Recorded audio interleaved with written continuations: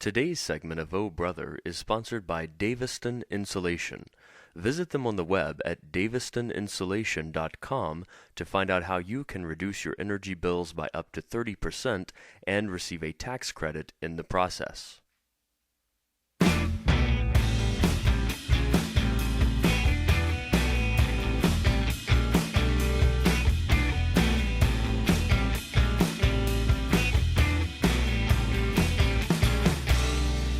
All my brothers are so southern, they'll get up for you for nothing. Take this brother known for many, you need some sister. Welcome into the Thursday edition of Oh Brother. I'm Will Lochamy along with Reed Lochamy. This is the podcast that you can find at iTunes or at ohbrotherradio.com. Of course, on YouTube also.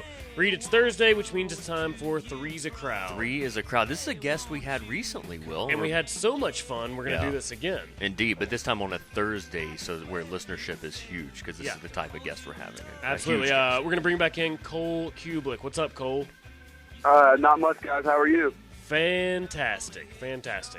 Now, Cole, today we're going to talk about a college football-related topic, and I know that you and Will are Facebook friends, but you and I are only Facebook acquaintances, so I don't know how you feel about this particular topic, so we're going to throw it out there, see what your thoughts are. It's something that drives me crazy, which is the fact that there is no meaningful, or any playoff, really, for that matter, in college football. What's your position on this whole no playoff situation?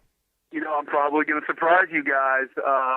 I personally like the bowl system the way it is. Gosh. I like the tradition of the bowl games. As a player who didn't really make it to a BCS game or a national championship game per se, I understand what it's like to be rewarded by going to a lower tier bowl game and to get the bowl gifts and take a trip. And those are some of my best memories of my college playing days. And I really believe that a lot of times people forget that the BCS is designed to put number one versus number two, and it's not necessarily designed to handle 3 versus 10 or 12 or 15. I think when you start talking about a playoff system, I think you're going to have to guarantee more conferences bids into that playoff system, and therefore I think other teams have better chances of being left out. I don't think the BCS has necessarily gotten it wrong very often. I'll be the first one to admit that I thought that Auburn team should have played in the championship game in 2004, but who's to say that Oklahoma and USC weren't the two best teams in the country that year? It's never going to be a perfect system, and I put it this way. People talk about how the playoffs in the NFL all the time, how that solves all the problems, but would you say that because the New England Patriots were undefeated a few years ago, they should be national champions over the New York Giants because they had a better record? So I realize that they faced each other in the Super Bowl and the playoffs determined that, but I like the bowl system the way it is. I think the pageantry, the tradition, I think it makes the regular season a lot more important. And I enjoy the fact that LSU, Florida, Alabama, LSU, Auburn, Tennessee are games year in and year out that are going to decide national championships and SEC championships. All right, now, Cole, a lot has been made recently in the media about the effect of playing football with concussions and things of that nature on someone's ability to think clearly. And I can only assume that the amount of football you have played is clouding your judgment here, because here's my concern, Cole, is if you take a team like, for example, let's say Cincinnati this season, and of course we don't know how this is going to play out, but let's say Alabama and Texas wind up being pitted against each other for the national championship game. And then if, in effect, what you've said to Cincinnati is, hey, Cincinnati, no matter what you do, championships are not for you. You cannot participate in the championship system. What do you have to say about that?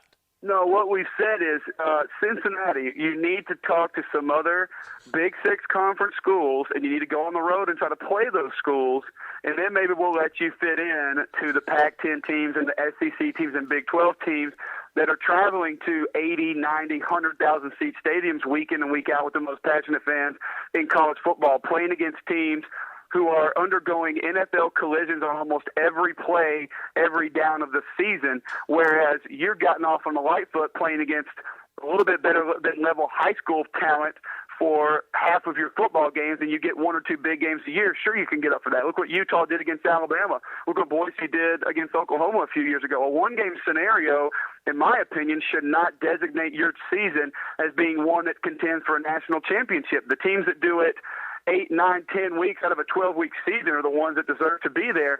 And my thing is this. I don't necessarily think an 8 or 6 team playoff system would solve all of your problems, because you're still, I think at that point, all you're going to do is create more issue of 5, 6, 7, 1 and 2 loss teams who now you have to jumble together and pick 2 of those teams. And so who do you leave out of all of those? And I think maybe you're going to cause more problems than you have now. Now, do I think, say, a +1 system would work? Absolutely. I think that could be a perfect fit for the issues that are happening with the BCS right now. But just a legitimate 8, 10 team playoff, I don't think it would work because, one, I'm a realist and I know what college football is all about, and it's money, and I don't think the playoff system is going to be able to generate as much as the bowls. See, that is what I don't understand right there, because it seems like you're just adding games when you have a playoff. And so it seems like there would be more money. Because here's the thing, why not have a reasonable playoff with, let's make it 8, 16, whatever, how many teams you want. Here's the thing, Cole, is why not then still preserve the postseason for other teams? They can still go play in, you can still go play in the Weed Eater Bowl or whatever it is, but you already have this other second tier of bowl games as it is. What do you think about that? Listen, I think it sounds great. I think Jessica Alba divorcing Cash Warren and marrying me sounds even better. But the likelihood of that happening is probably 0. I just don't. Listen, I think it would be fun, and do I think it would be intriguing? Absolutely.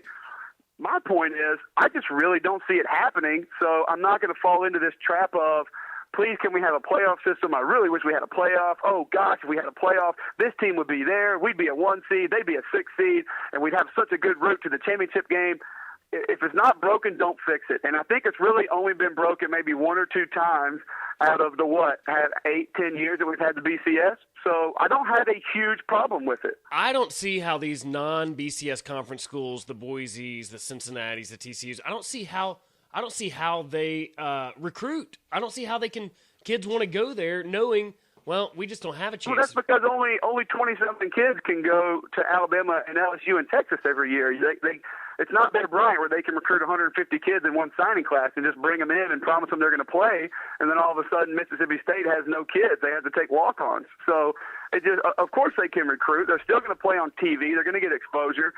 Now, they're going to have trouble getting the 5-star kids, absolutely, but it's always been that way. I just think if you're an athletic director at a TCU or a Cincinnati, sure, you have a gripe this season. But if you take a step back and you say, do I honestly deserve to play over Texas or over Alabama or Florida?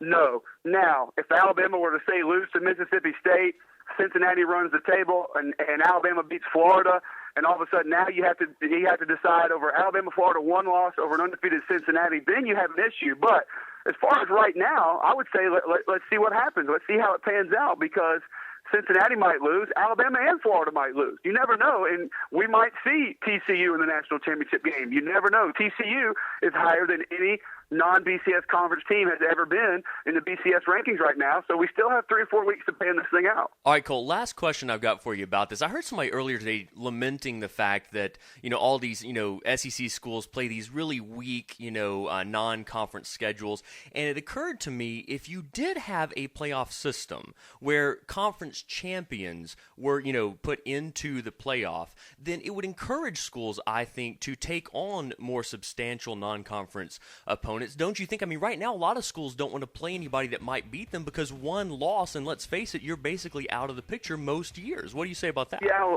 well, a lot of it is when you lose also. If Alabama